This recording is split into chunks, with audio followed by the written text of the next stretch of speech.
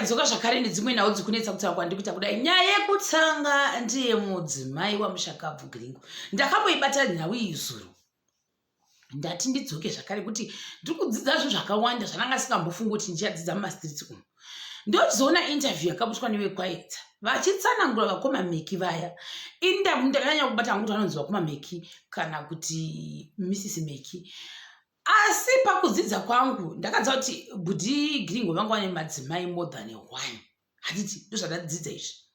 Ndoda kutanga nesure ndichidzoka ndichinda mberi pakuti zvakare ndochizoona macomments mazhinji ari kubuda after the interview, after zvakare article yakanga yabuda iya. Heya mudzimai wani wabudhi Gringo utanga kutsanangura paya kuti iye haakwanisi kundotora birth certificate mukati meinterview uye ari kukombera rubatsiro. Haasi kuda hake kuti angatora maproperties kuti iye kuti achingobhenefita aiwa, asi kuti vabhenefite vese. Asi ndofunga vanhu vakanyanya kukodzera kuti vanga vachibhenefita pamaproperty ava right now. Ndofunga vana vani vake iye vakoma Meki ava nekuti vachiri vadoko. Kune mugrade 4 I think grade 2 ndofunga ECD nekachechi aka kureva kuti vakoma Meki vane vana 4. Ya zvina kushata.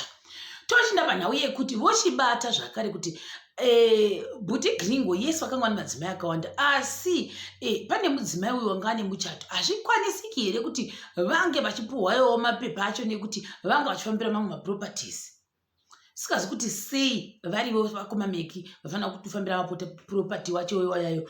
And how did these properties got acquired? Vari vese vakoma Meki na budhi Gringo here, or before wasangana maybe maproperties akawanikwa nemudzimai uyu nemuchato nabudhi Gringo. Saka manje ipapa masaizi osatofanira kutarira kuti vanhu vasati vajaja kuti akawanikwa nani ava vari vaviri kana kuti vekutanga. Isazoti koti inorula sei manje ipapo. Asi zvakadero futi paya handitiko zvino vamwe vanoti hanzi mitemo iriko kwazivano inoti as long as munhu yeye muri mose kana kuti mane kana kuti consentment yenyu yese unofanira kuwana something. Ndisazoti panguva ino unoshanda here kuna vakoma Meki kana kuti kwete. Uyezve kana vakoma Meki pamwe vasina kucontributa towards maassets akutagwa asi zvofamba sei. Sitendi yatagwa yacho hanzi kwaiti kune sitendi hanzi vabudhi Gringo vakasiya vatanzi ndakaitengesa nekuda kuti ndaomerwa neupenyu. Zvina kushata. Zvobva vaenda pakuti zvakare kubva pese apa ndinotenda vese vakandibatsira zvazvo zvakanaka. Asi kuna vanhu vasina kuzovabatsira kuzozadzikisa zvakadaro. Ndochibata nhau yekuti in terms of madonations someone can pledge a car right now because pane chaunga chevanhu. But after 2 days the person might change their mind kuti aiwaka inini why would I give her? Hauzi kuti why achinjo unogona kuti why iyoyo ungangofunga kuti no ndofanira kumupa kana kuti kamari kekutenga business kwa ndofanira kumutangidza business ndokuti adzidze kuti hove dzacho dzobakwa sei. Unogona kungotochinja moyo kuti ndichadhongodi zvoitika, and you cannot force munhu kuti aiwa ndibatsirei. Zvoitika izvozvo kuti kune vanhu vanopromisa pakazara chaunga, asi at the end of the day vanhu vaya vanogona kusati sei kusazosadzikisa. Zvimwe zvikonzero zvinogona kunge zviripo kuti vanhu vaya pamwe vanenge vakapromisa kuti ndoda kukubatsira inhau yekuti pamwe wakakwirwa nedambudziko rekuti mari yaida kukupa kana kuti $500 kana kuti $50 iya pakumba kwavo kwakaisa nhamo kana kuti kune emergency yakasaya yaitodawo mari iyoyo, ndobva aidhavhita mari yaya ndokuisa kumhuri yake. Zvinhu zvakawanda kana kuurwa neugwere chaiko mumhuriwo mavo ochiguma odi oti achaiti kuti pamwe ndirameta sei ndichibatsira vakoma ava chirege nita sei ndimboendesa kumahospital bills. Zvinhu zvinoitika izvozvo. Ya tochibvapo toinda kumacomments zvikwadani kura nhema. I have no idea why vanhu vasiri kumbohwira tsitsi vakoma Meki. People are not even remorse. I don't want to lie. 98% of the comments andachiverenga aiwa vanga vasiri remorse zvachose. Then tandoenda pamacomments mazhinji aya toda kubata pekuti kune mwana unonzi Tanaka wekwaboora ndokunyora nhoroondo yake akati andadakura nhema, this is a letter to you vakoma Meki. Munoziva here kuti kama akangamwe adresi ndinorangarira ini vakoma Meki imi pamakatogara baba vangu takambokoniwa kana kushayiwa school fees nekuda kwenyu maitinyemesa school fees. Ndiye Tanaka kana urotwa natswa sorry ndiregerere pamazita wekwaboura. Akati ndanga ndada kuuya neghost, asi andingambouya neghost. Why would I do that? I have to tell you my mind. Nekuti imimi panguva iyoyo takatokoniwa futi ndakapotsa padoko doko ndakoniwa kunyora form 4. Zvino pandakanga ndakoniwa kunyora form 4, imimi makabva madii zvaikunakira nekuti maitinyemisa mari. Ya ndokubva vabva ipapa mwana wekwaboura uya akati zvoni mwazare futi kuti baba pavakanga vogwara the day before vashaika makati tukasingamboitimi. Baba vakasvika pakuchema, baba vachema pepe. Ndakati hazvina hazvo kushata, kama uchakuwanawo nerimwe zuva tiye mwana wekwaboura kuna kuti musikana nekuti wakati nehashanzi yangu mukomana iri ndofunga kuti hanzi maiti shaisa maschool fees nezvimwe zvinhu zvakawanda wanda. Saka bvati kusvika mati sori kune mudzimai yemukuru mwamuri kutaura hanzi mapepa omuchato iye. Saka sazoti uyu mwana uyu ndiye mwana wekufirst wife kana ndiye mwana wekupichi, asi angashinyatsa kutaura kuti kama unonyatsa kurangarira adhiresi pari zvino tinogona kutokonzida imimi as if kuti ndimi manyatsa kurangarirwa nakama, nekuti maiti zvichapera nemi. Zvikanzi hino mapepa muri kudaya muchanodi muchainda kumakuva mundofukunura futi Gringo mafukunura mopuwa mapepa acho namukudaiwayo.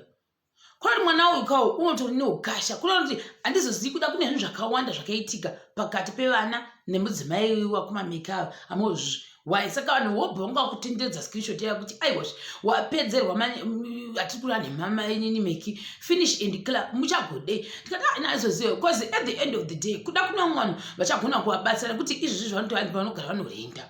Saka kuda kuna vanhu vachawira tsitsi wodi wopo kana pekugara kana kuvapa farm house chaiyo. Kuna vanhu vanoda kuchengeterwa mafamu vari kuzhe kwenyika uko kuda vachawira tsitsi vochiuya mugara ini kuno uchichengeta vana vanoita sei vachienda kuchikoro you never know, nekuti vanoda maschool fees vakandoda rent vakandoda zvakawanda zvinondinetsawo panguva kambani vaishandira yakadi yakavhagwa.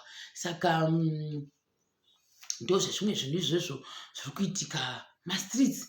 Saka ndizoti manje vamwe vakati zvishandirei, why are you asking us? Makauya mukaparadza imba yemunhu yakanga yakera karewo.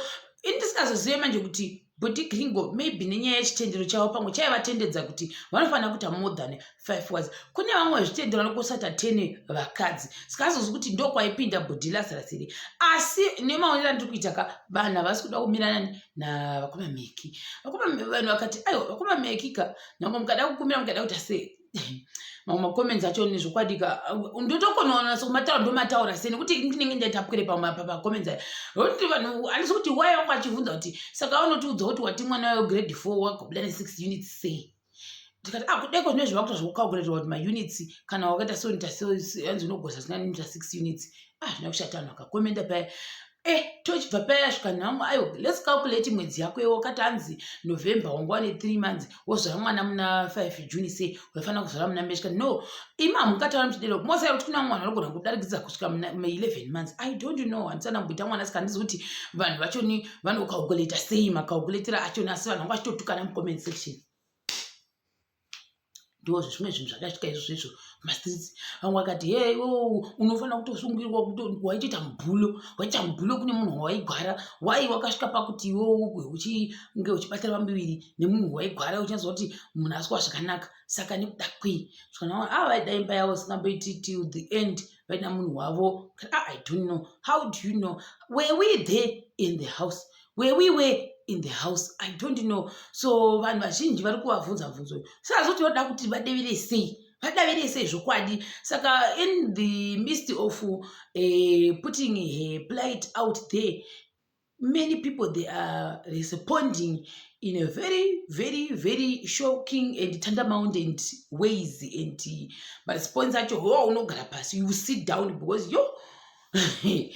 I wasn't expecting them like that. Asana zhinji vakutoti hanzi why maisafanira kunge makasitamwa niye kana maizora kuti mumwe wangakunzwa zvakanaka. Sikazi kuti mudzimba umo vanhu vangani, vanhu varume vavo vanenge vari panhoo kana kuti madzimai vanenge asingazwi zvakanaka, asi gona kunzwa kuti angane pambiri kana kuti pane 4 months kana 5 months vamwe kati nganzi tinge itai matende. Kumastreets hakuna kumira zvakanaka, kuna kumira zvakanaka. Ndowahwira akudzisi vakomameki. Saka ndingoti all the best kuna vakomameki. That's what I can say. Dzichiti zvakare dai vakwanisa kuti vangu Mwari waJehovha Musiki wedenga vakwanisa kuvabatsira kuti vawane chibusiness.